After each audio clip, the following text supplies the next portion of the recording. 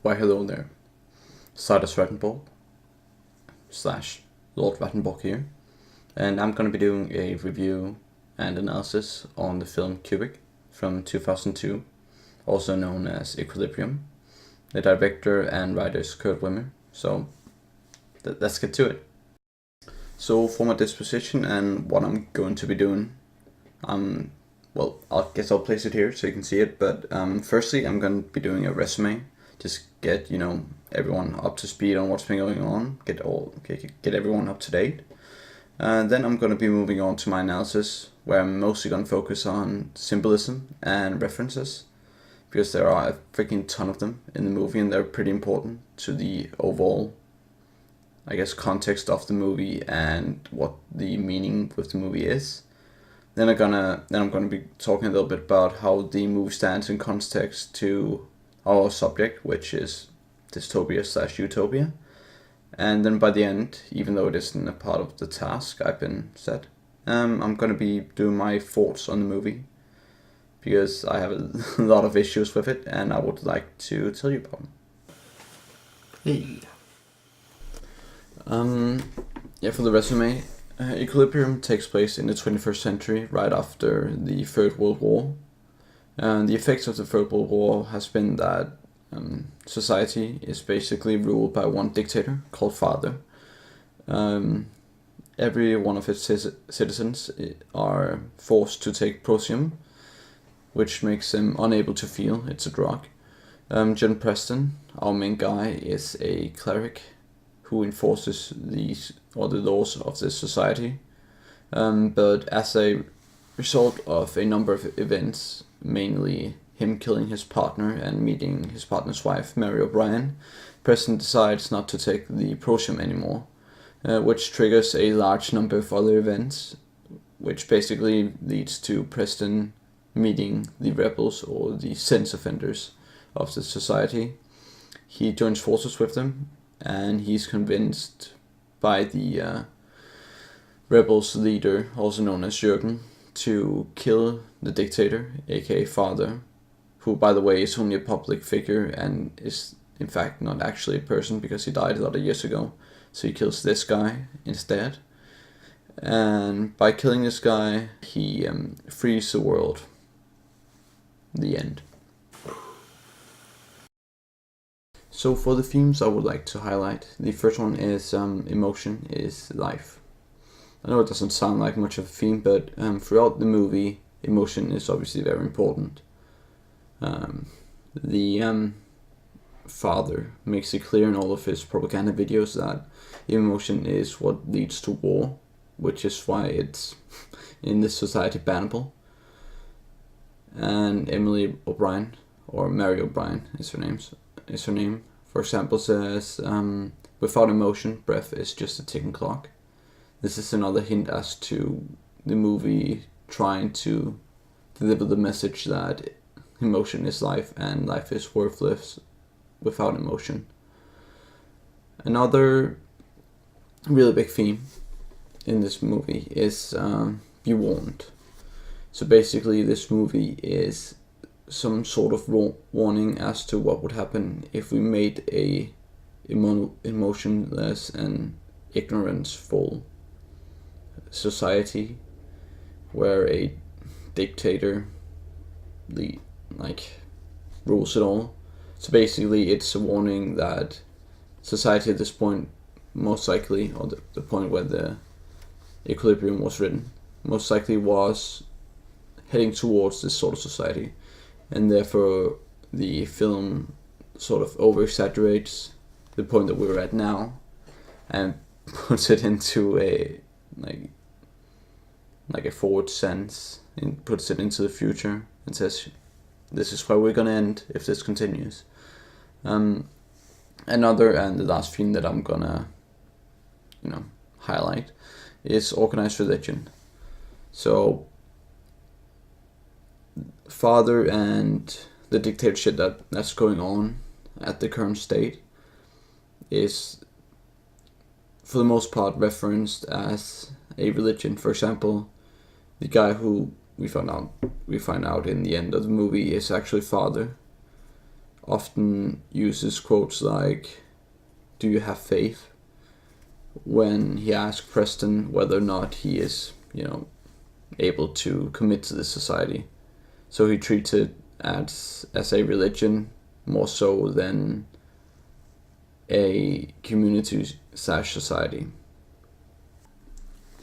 Alright, so symbolism. I'll try and do this fast because there are a lot of symbols, all hinting towards Nazi Germany, religion, or things like such. And I really do want to talk a lot about the utopia/dystopia part, so here we go. First and foremost, religious symbols. We have the Christian cross look-alike that are on like all the doors and some of the windows. It'll probably pop up around here, which hints towards the fact that this new society and the Protium now is a religion. Also, we have that cross on the door to the Protium factory. Besides that, we have the swastika, which is a religious, it's a hint towards Buddhism and Hinduism, who both use swastikas as something related to happiness.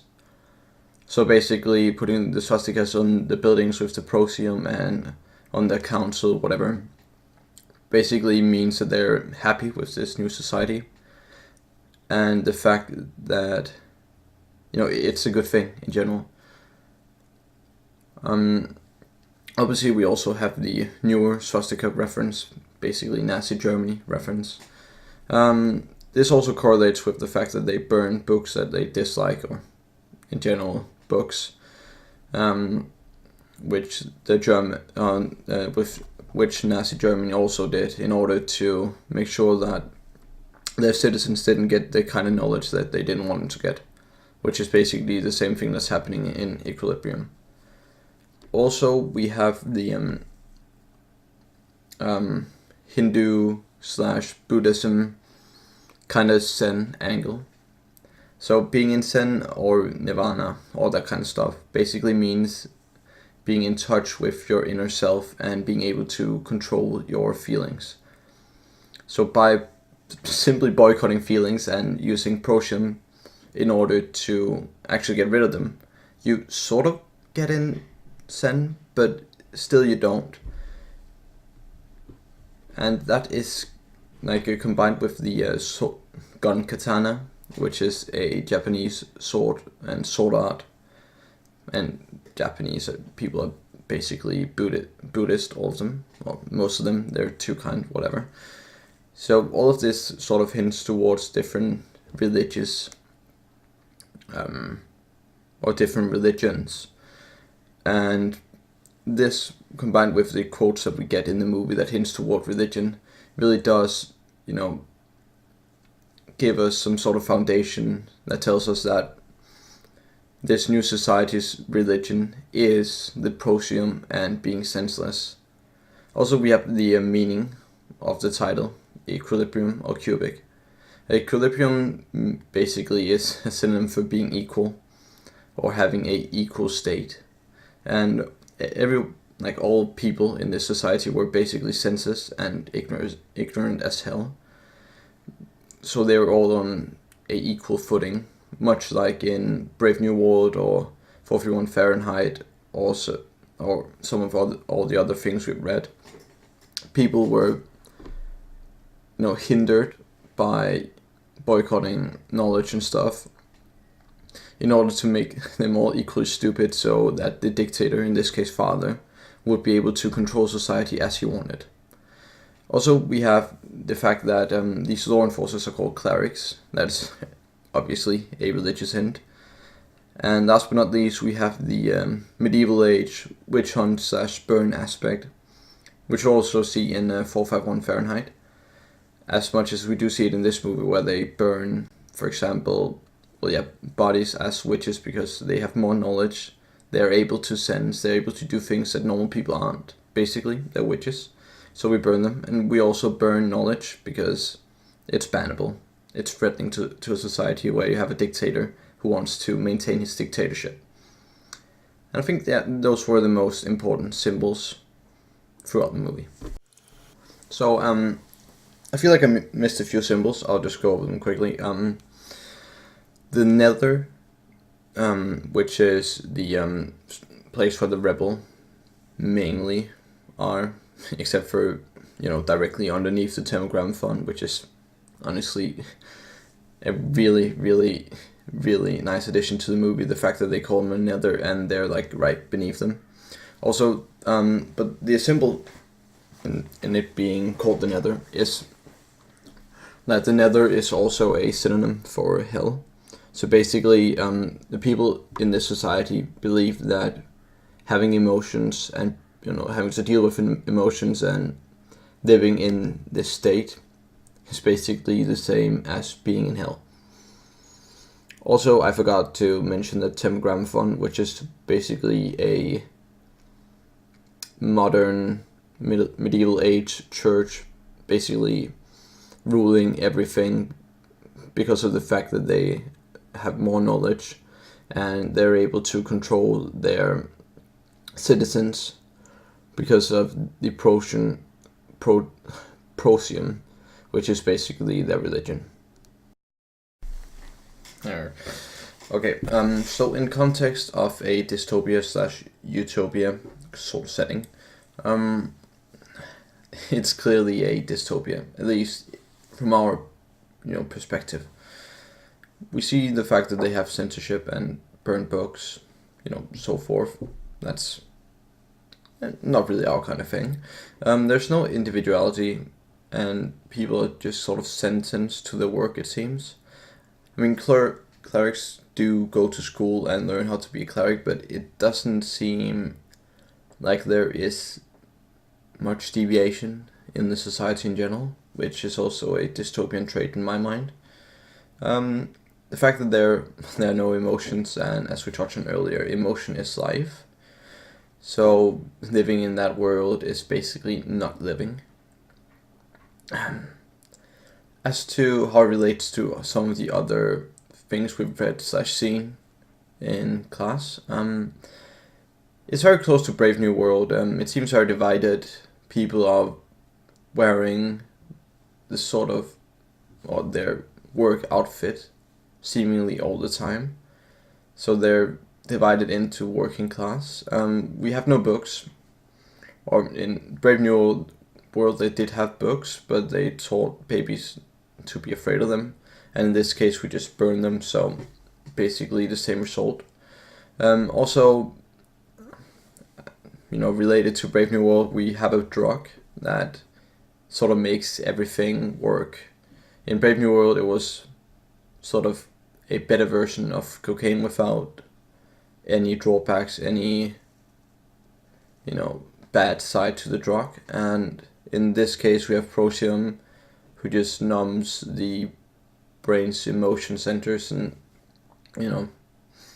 makes the dictator able to be a dictator. We also have some, I guess it's not references as much as it is just parallels to Fahrenheit, where they burn books and burn people that want to read the books and the people who own the books. Because in Fahrenheit 451 they burned people if they didn't just hand them the books when they were told to. But in this case it seems that they burned everyone who's been involved with books. So sort of the same, just way more violent in Equilibrium. Alright, so let's get this out of the way. My thoughts on the movie. Son, you don't have to watch this. This is not a part of my actual analysis review. This is just me roasting this movie because it's a big steaming pile of shit. Like, first and foremost, we have all of these plot holes in the movie. And terrible scenes. For example, like, there's one of the gun scenes that I've been unable to reach, but his gloves sort of just, comes on and off randomly throughout the scene without us seeing it and whilst he's shooting. So first he's shooting without gloves, then without. In this interval, it's completely impossible. It's just, bad scripting. I can't believe the editor didn't notice it, but I guess if he did, He just didn't care. Also, this might not be right, but I watched another video on it and read some articles.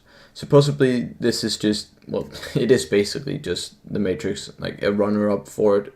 Well, not a runner-up, like a movie trying to make a quick buck riding The Matrix success.